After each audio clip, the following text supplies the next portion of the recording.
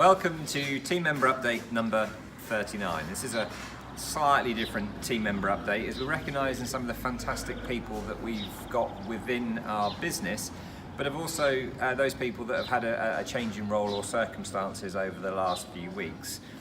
Firstly, this is the man behind the camera who is slowly will reveal himself as the man that joined our business here in the summer of last year and has established the food and the kitchen culture at the Pack Horse to be the absolute best, and it's been a great experience working with this guy, and he's now taken his skills and maybe more importantly his attitude and positive demeanour over to the Northgate to go and lead the kitchen over there.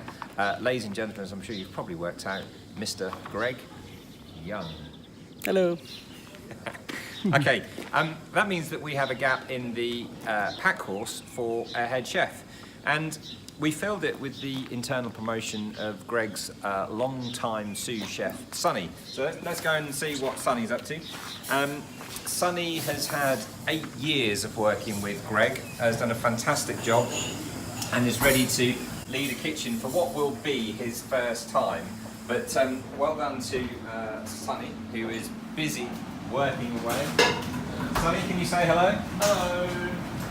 Hello. So also in the kitchen, Yusuf has joined the Pack Horse team from the Concord Management Training Programme that we've been doing now for the last 2.5 years. Yusuf is also working today, currently in Larder with Kostas. Thanks guys. The Concord Management Training Programme, this is going to be interesting. Marina did quite a good job backing out of the black line a couple of weeks ago, but well done. The Concord Management Training Scheme is a 2-year management training programme, very similar to our academy. We've taken people for the last 2.5 years. About this time last year, we had Brad, who was finishing his kitchen placement, who has done 6 months in the kitchen. Brad really enjoyed his time working with us and really wanted to come back, so he completed his training just before Christmas, enjoyed a Christmas off, and then took a skiing holiday where he promptly broke his leg. So we waited patiently for Brad to get better and start here as restaurant manager. We're waiting patiently again as Brad has re-broken the same leg. He can't be here today because he's on a wine tasting trip to Tuffin Hall. Tuffin Hall is an East Anglian award-winning wine. They're based at Castle Henningham.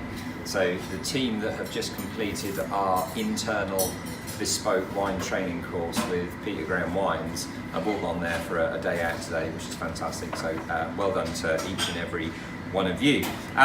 It's all happening at the Pack Horse. We've Concord scheme. We have Henry, who has been with us for 2.5 months.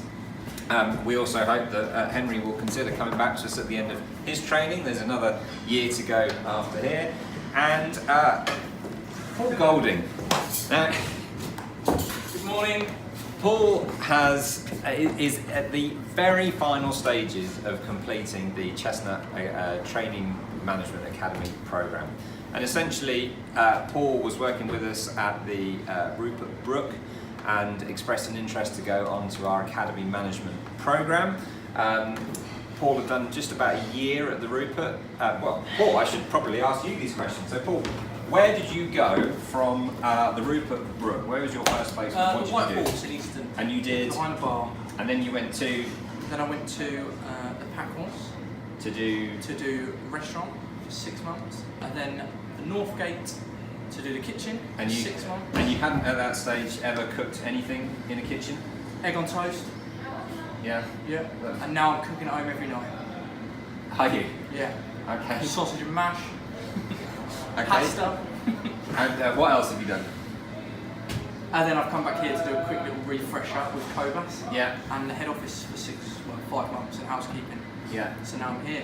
And your position here is going to be? Bar manager. Fantastic. So what can our customers expect here from you, Paul? Funny you should say that actually, Steve, because I bought this little pack of cards here. Oh, well, Henry, you should get yourself involved in Just this. to get involved with some of the locals.